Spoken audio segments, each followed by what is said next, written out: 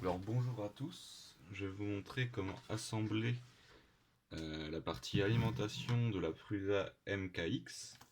Donc tout d'abord ce que vous aurez besoin c'est une prise d'alimentation avec la terre avec un câble d'environ 20 cm et également l'interrupteur câblé avec deux fils entrants de 10 cm et deux fils sortants de 20 cm.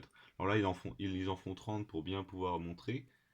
Mais réellement, vous en avez besoin juste de 20 cm. Après, si vous avez besoin de marge, si vous avez envie que ça soit plus simple pour vous de monter. Donc tout d'abord, assez simple, mettre l'interrupteur à l'intérieur avec les câbles qui dépassent. Donc ça, j'ai essayé de le montrer. C'est pas si compliqué que ça. Jusque là, tout va bien. Donc ces câbles-là correspondront à la Terre et au neutre. J'essaie d'expliquer pour tous les pays possibles. Donc moi en France, la Terre et le neutre, c'est un peu comme le plus et le moins sur l'alternatif. C'est ce qui emmène la force, le courant, la tension, la puissance. Et la Terre, c'est la sécurité, c'est ce qui permet, si on fait toucher la phase ou le neutre à la Terre, ça fait disjoncter.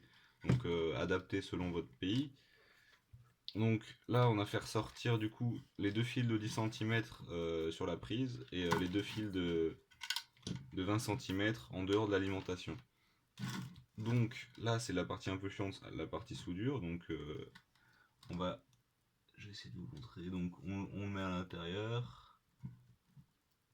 Avec le coronavirus, j'ai plus beaucoup d'étain, donc on va essayer de la jouer économe, mais tout en sécurité. Donc normalement, c'est déjà un peu étamé. Donc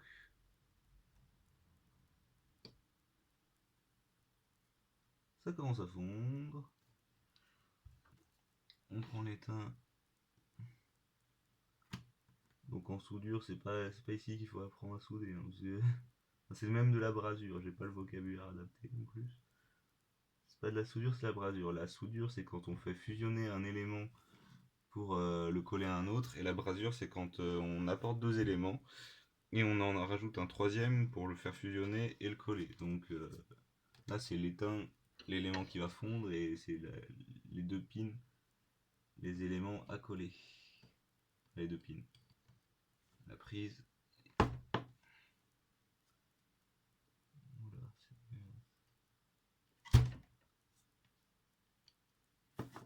donc, le trou est fait. Donc c'est pour ça que c'est important d'avoir 10 cm, c'est pour pouvoir le faire correctement. C'est ni trop peu, ni trop tout court. Donc bien sûr, vu que je m'y suis repris à 3 fois pour faire la vidéo, les pattes sont déjà un peu cramées. Voilà. Le petit fil d'étain, puisqu'il y a le coronavirus, du coup, impossible de sortir de chez soi pour aller à l'Euromarin.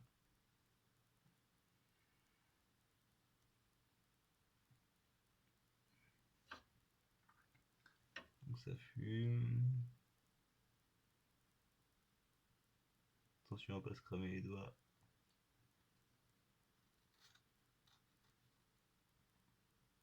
Et voilà. Donc là, la prise d'alimentation est connectée. Donc maintenant, il ne manque plus que la terre, qu'on aurait pu même mettre au début, mais c'est plus simple de faire la soudure. Donc vous allez voir pourquoi les 20 cm eux également étaient importants. Donc là, si je résume bien, on a la prise d'alimentation avec la phase et le neutre reliés à l'interrupteur, qui sont reliés à la sortie, et la terre directement à la sortie. La terre, c'est très important de la garder indépendante, vu que c'est vraiment la sécurité. Si vous n'avez pas de terre et et que vous merdez dans votre circuit, vous risquez de vous faire électrocuter. Donc là, c'est aussi un peu la partie compliquée. Donc moi, ce que je vous conseille, c'est d'avoir la vis en main, l'écrou sur le doigt. Oula, à montrer, c'est un peu plus compliqué. Donc, l'écrou, vous allez le plaquer contre la plaque. Vous allez faire glisser jusqu'au-dessus du trou. Après, on... Oula. J'ai des trop gros doigts même pour la... Là, on colle. Fait glisser jusqu'au trou.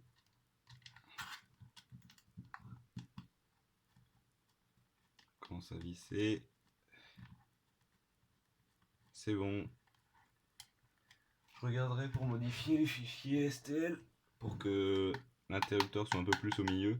Comme ça, il y aura plus de place pour visser la prise d'alimentation. Donc bien sûr, ce projet est totalement open source. Et c'est pour ça que je fais des vidéos pour expliquer un peu comment monter chaque élément pour que ça soit accessible à un maximum de public. Donc il n'y a pas besoin de grand chose comme matériel. Le plus chiant, c'est l'imprimante 3D pour imprimer toutes les pièces pour réaliser l'imprimante 3D. Mais en même temps, c'est un peu le cas pour toutes les imprimantes 3D. Si vous voulez cloner une Creality ou une Prusa, il faut absolument une imprimante, donc ce qui est un peu con. Mais c'est le plus simple pour avoir quelque chose de qualité. Moi j'ai démarré, j'ai jamais eu d'imprimante 3D, comment dire, sortie du carton, j'ai toujours fabriqué moi-même mes trucs. J'ai juste acheté les seuls éléments spécifiques à l'imprimante 3D que j'ai acheté, c'est comment ça s'appelle, un extrudeur, un E3D V6 tout basique. J'ai fabriqué mon première imprimante en bois avec des trucs de récup dégueulasses, ce qui a permis de créer les autres et d'arriver à un résultat. Donc quand on parle, c'est que ça... Quand on parle, c'est forcément on est déconcentré et on n'arrive jamais à rien. Donc voilà, ça commence à visser. Voilà. Le premier coup quand on se concentre un petit peu. Voilà. C'est juste que je suis nul, hein. En vrai c'est vraiment simple, c'est juste que j'ai des gros doigts et que je suis pas très doué. Surtout parler en même temps, faire en sorte de bien montrer comment ça marche. Donc voilà, donc c'est vissé. On regarde un peu pour la sécurité. Voilà, le fil de terre qui sort bien, correctement. Donc maintenant on va apporter l'alimentation. On peut virer le fer à souder, on n'en aura plus besoin. L'alimentation, mais également le câble relant l'alimentation à la carte mère de la Prusa MKX. Donc ce câble d'à peu près 65 cm, on a les pins normaux, les pins qui vont aller se brancher sur l'alimentation, et la sortie spécifique, dans la caméra là, la sortie spécifique et les pins. Donc comment la monter? On retourne, on met les pins spécifiques dans le trou prévu à cet effet, on va faire ressortir un maximum, donc on va mettre à plat, et là on va juste avoir besoin de brancher au bon endroit sur l'alimentation. Soulève le cache. Donc terre, phase, neutre. Donc la terre la plus importante, la noire qu'on a numérotée. Selon votre pays, choisissez la couleur qui vous correspond le mieux, mais c'est le truc le plus important à mettre au bon endroit et que ça soit sûr que ça marche. Si jamais vous êtes déconcentré, reprenez bien cette étape-là. C'est ce qui va... C'est la sécurité, ça peut vous sauver si jamais il y a une merde. Parce que par exemple là, je fais de la merde, ce truc là il touche la carcasse sans que la terre soit reliée, je touche l'alimentation, je me fais électrocuter. Alors que si la terre est bien reliée à votre prise secteur, si ça touche l'alimentation, ça fait sauter les plombs vu que c'est relié à la terre. Parce que la terre repasse par le disjoncteur et que si on envoie une tension dans la terre, ça fait sauter l'électricité. Donc personnellement, je m'en fiche de savoir le neutre ou la phase. Ça n'a pas d'impact dans ce type de montage là, c'est plus pour des trucs triphasés. Donc si vous êtes électricien, vous allez avoir les poils qui s'irrissent. Donc là, c'est bien branché, la partie haute tension est faite. Donc maintenant, moi, j'ai créé moi-même ça, donc avec des cosfi et une pince, mais sinon, il y en a un en période de coronavirus, il y en a un où j'ai juste étamé pour que ça soit bien fait. Donc il suffit de les repérer avec des petits bouts de scotch pour avoir plus, moins. Donc là, les deux noirs, les deux plus. Les moins sont à gauche, donc ça peut dépendre de l'alimentation que vous avez choisie. Personnellement, j'ai choisi une 12 volts 20 ampères, ou 30 ampères, non 30 ampères. Parce que là, j'ai suivi le guide du québécois, là, que je mettrai en... du canadien plutôt, qui conseillait une de 20 ampères, mais à 2 euros de plus pour avoir 10 ampères en plus, la sécurité, éviter que ça chauffe, que ça tienne bien dans le temps. J'ai préféré choisir une 30 ampères.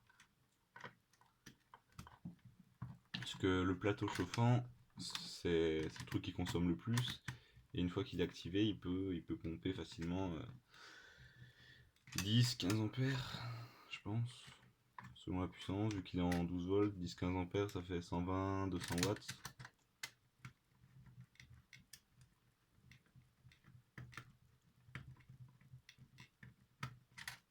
Donc là, c'est bien fixé, le dernier. Donc, ce qui est bien avec ce projet-là, c'est que si vous voulez cloner l'imprimante, vous n'avez pas besoin de faire cette étape, et c'est totalement compatible. C'est juste l'attention, et voilà, donc là on a tout. Donc comment refermer? Il faut bien penser à tirer sur ce câble en même temps là, et faire en sorte que les câbles s'agencent bien. Donc là, on tire en même temps. Là, le collet de serrage est passé.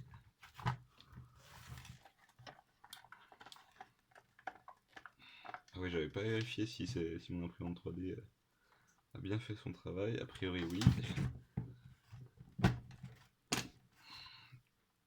Là, on est juste enfourné. Maintenant, il va falloir sécuriser un peu le truc. Appuyer. Voilà. Vaut mieux que ça rentre difficilement, mais après, une fois que c'est à l'intérieur, que ça soit bon. Plutôt que rentrer facilement et que ça ressorte super facilement.